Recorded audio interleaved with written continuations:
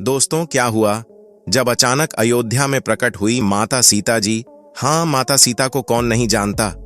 यह वही सीता जी है जिन्होंने अपने पति के लिए 14 वर्ष वनवास में गुजारे थे, जबकि वनवास तो सिर्फ राम को मिला था।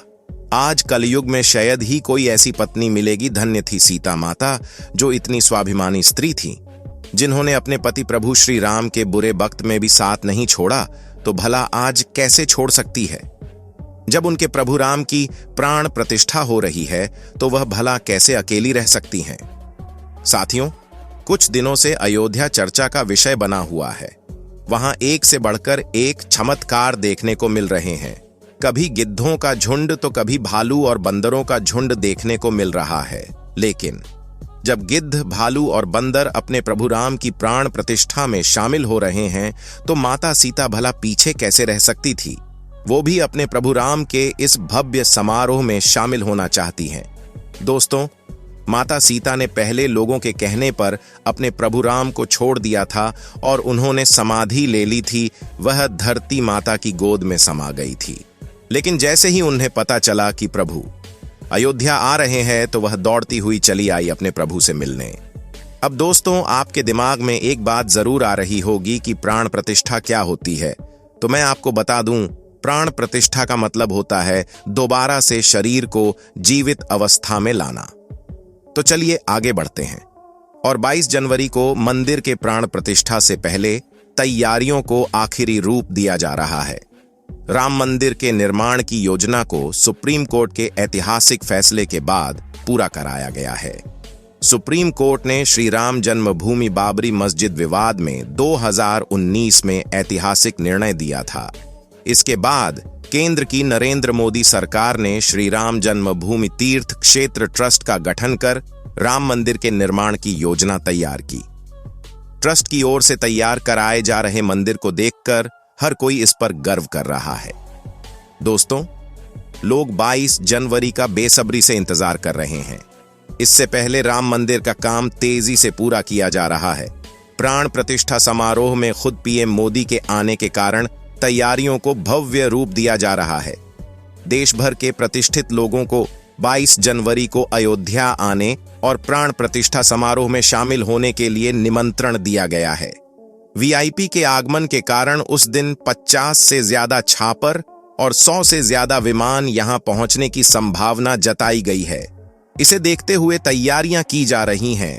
आम लोगों को परेशानी न हो, इसलिए उन्हें 22 जनवरी को अयोध्या नहीं आने की अपील की गई है। दोस्तों, जिस नगाड़े की वीडियो की शुरुआत में बात की थी, उसके बारे में आपको बताते हैं। इस नगाड़े को बनाने वाले समाज के 4 लोग श्री राम लल्ला प्राण प्रतिष्ठा के दिन इसे मंदिर में बजाएंगे। इस नगाधे पर सोने और चांदी की परत चढ़ाई गई है। 500 किलो के इस भव्य नगाधे में लोहे और तांबे का इस्तेमाल हुआ है, ताकि नगाधे को हजारों वर्षों की उम्र दी जा सके। ये नगाधा गुजरात से एमपी होते हुए अयोध्या पहुंचा है 22 जनवरी को, और उसके बाद इसकी गूंज श्री राम मंदिर में सुनी जा सकेगी। मगर जिस घंटे को राम मंदिर में ले जाया गया है, उसको बजाने के बाद उसकी धुन को 2 किलोमीटर दूर तक सुना जा सकता है। अब आप सोच रहे होंगे कि इतने बड़े घंटे को आखिर बनाया किसने है।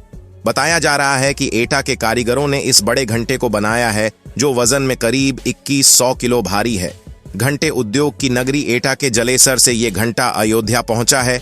अष्टधातु के इस घंटे को सैकड़ों व्यापारी फूलों से सजे रथ में अयोध्या लाए हैं। इसे श्री राम जन्मभूमि तीर्थ क्षेत्र ट्रस्ट को भेंट किया गया। इस घंटे की आवाज शांत माहौल में करीब 2 किलोमीटर तक सुनाई दे सकती है।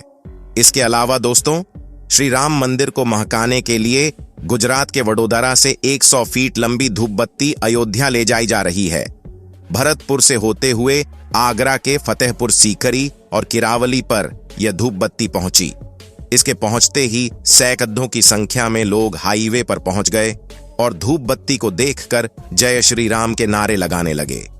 वडोदरा से शुरू हुआ सफर धूप बत्ती की शोभा यात्रा में बदल गया है, जिसका वजन 3110 किलो है, जो इतनी ज्यादा बड़ी है कि बहुत संख्या में लोग सड़कों पर इसे देखने के लिए पहुंच रहे हैं। लगातार कारीगरों ने इस पर 6 महीने काम किया, तब जाकर यह धूप बत्ती बनकर तैयार हुई है। जिसे गुजरात के वडोदरा में बनाया गया है। इसे बनाने में कई प्रकार की जड़ी बूटियां का इस्तेमाल किया गया है।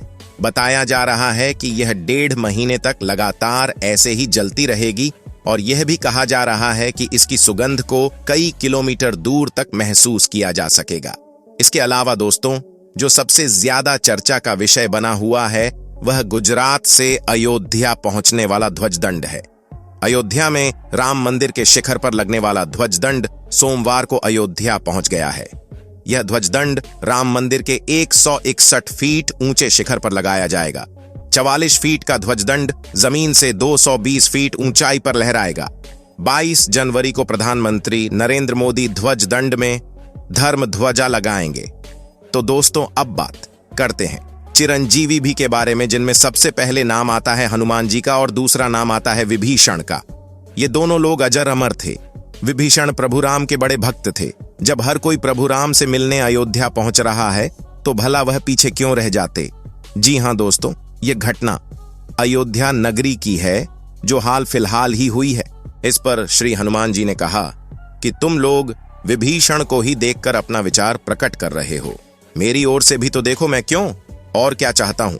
फिर कुछ देर हनुमान जी ने रुक कर कहा, जो एक बार विनीत भाव से मेरी शरण की याचना करता है और कहता है मैं आपका भक्त हो चुका हूं, उसे मैं अभयदान प्रदान कर देता हूं। यह मेरा व्रत है, इसलिए विभीषण को अवश्य शरण दी जानी चाहिए। दोस्तों, विभीषण का एक गुप्तचर था जिसका नाम अनल। उसने पक्षी का रूप धारण कर लंका जाकर रावण की रक्षा व्यवस्था तथा सैन्य शक्ति का पता लगाया और इसकी सूचना भगवान श्री राम को दी थी। विभीषण ने ही राम को कुंभकर्ण, मेघनाद और रावण की मृत्यु का रहस्य बताया था। भगवान श्री राम ने विभीषण को लंका नरेश बनाया और अमर होने का वरदान दिया। विभीषण जी शब्द चिरंजीवी में एक है और अभी तक विद्यमान है। विभीषण को भी हनुमान जी की तरह चिरंजीवी होने का वरदान मिला है। वे भी आज सशरीर जीवित हैं। इंद्रादि देवताओं के बाद धरती पर सर्वप्रथम विभीषण ने ही हनुमान जी की शरण लेकर उनकी स्तुति की थी। विभीषण ने हनुमान जी की स्तुति में एक बहुत ही अद्भुत और अचूक स्तोत्र की रचना की है। विभीषण द्वारा रचित इस स्तोत्र को हनुमान वर्णवाल स्तोत्र कहते हैं।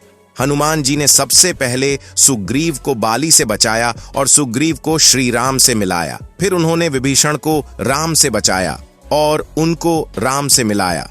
हनुमान जी की कृपा से ही दोनों को ही भयमुक्त जीवन और राजपद मिला। इसी तरह हनुमान जी ने अपने जीवन में कई राक्षसों और साधु संतों को भयमुक्त और जीवन मुक्त किया है। मित्रों, विभीषण जी की ऐसी भक्ति देखकर भी यदि आपने अभी तक चैनल को सब्सक्राइब नहीं किया है तो चैनल को सब्सक्राइब करके बेल आइकन जरूर प्रेस कर लें।